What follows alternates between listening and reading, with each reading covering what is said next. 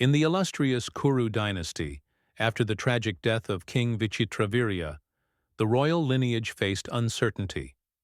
Through a custom known as niyoga, Sage Vyasa fathered three sons, Dhritarashtra, Pandu, and Vidura, from Vichitravirya's widows and maid.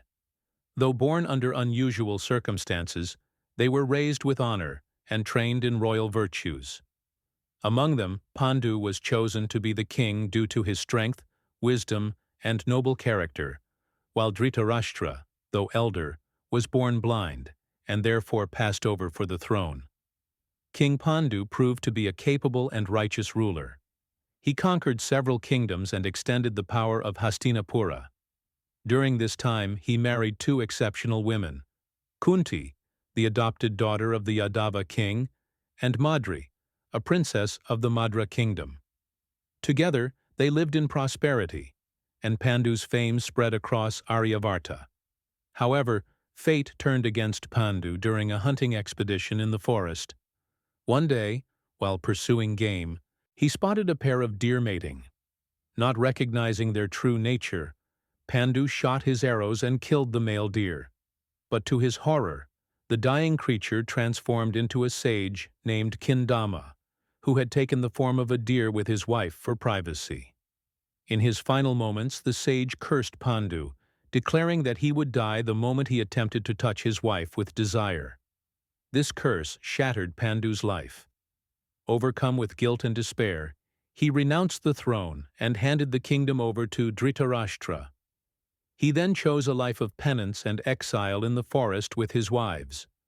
Though he ruled no longer, he lived by dharma, hoping to atone for his sin. But the absence of an heir from his line weighed heavily on his heart. Understanding Pandu's pain, Kunti revealed a secret she had long held.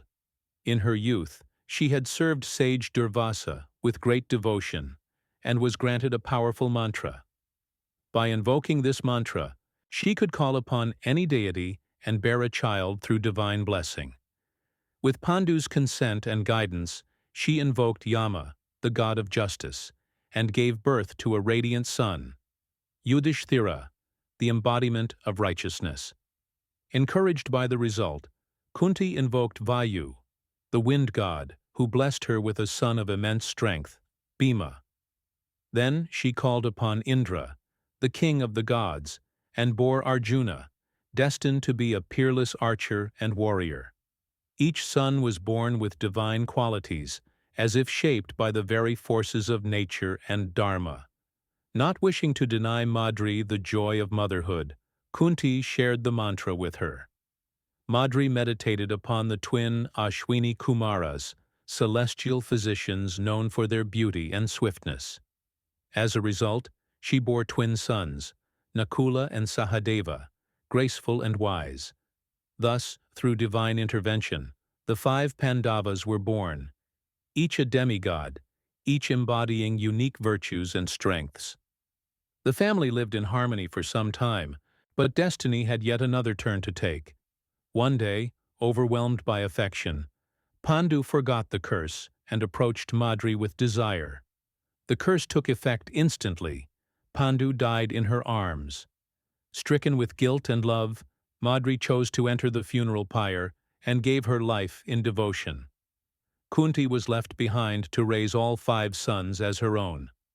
The Pandavas eventually returned to Hastinapura under Kunti's care, unaware of the storms that would one day shape their destiny.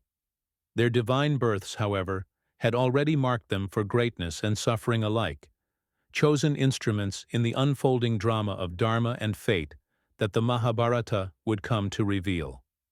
If you enjoyed this story, don't forget to like, share, and subscribe to Mythology Medley.